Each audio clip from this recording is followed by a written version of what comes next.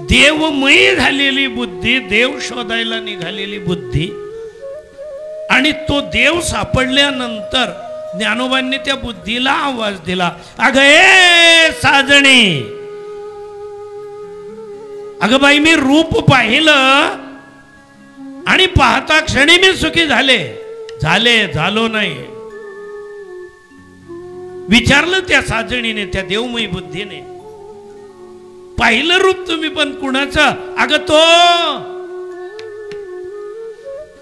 रामावतारामध्ये पंचवटीपासून किष्किंधेपासून तर थेट लंकेपर्यंत ज्या वानरांच्या सहयोगाने सेतू बांधून रामेश्वरहून लंकेपर्यंत पोहोचणारा तो राम, हा विटेवर उभा आहे ना, हा विठ्ठल.